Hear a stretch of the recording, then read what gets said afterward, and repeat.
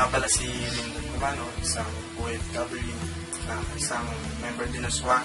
So, kwento ko lang, nakita ko siya months ago, sumali ako sa SWA, then sinubukan ko.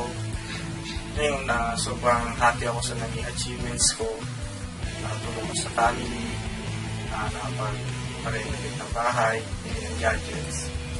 Ang nagustuhan ko dito sa SWA kasi, tulad sa aming mga muskero, tumutugtog kami sa iba't ibang lugar.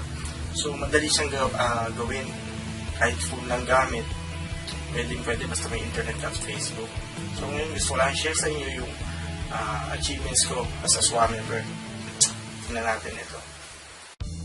Dito naman, napa-renovate ko yung kitchen and toilet namin na dati sira-sira pati yung toilet. Butas ang bubong. Buti ngayon na napaayos na. Maganda na kinalabasan. Nakabili ng brand new Ibanez guitar from Malaysia. Brand new washing machine and electric fan worth 11,000. Pag-pay off din ng 20,000 cash. Tapos 15,000 naman. Dito next 66,650 pesos. One week earning ko dito 7,500 pesos. Then 10 days 10,000 pesos naman. Sunod 12,500 pesos.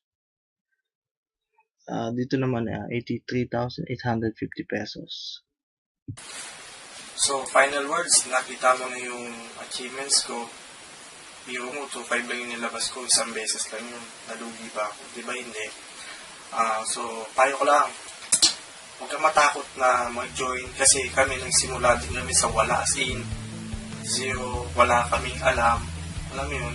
Pero andyan naman yung mga leaders, meron tutorials, meron team para mag-guide sa inyo dito. Huwag kayong matakot. 2.5 lang pero yung 2.5 na yun ay ang way na pwede makatulong sa inyo, pati sa family nyo.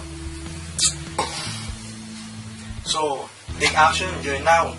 Kontakin mo na yung taong nagpanood sa inyo ng video na to para mapagsimula ka na sa bagong online business mo. Ako nga pala si Lyndon Romano, team leader ng Team Swabis.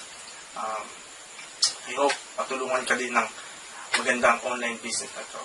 Sige, salamat and God bless.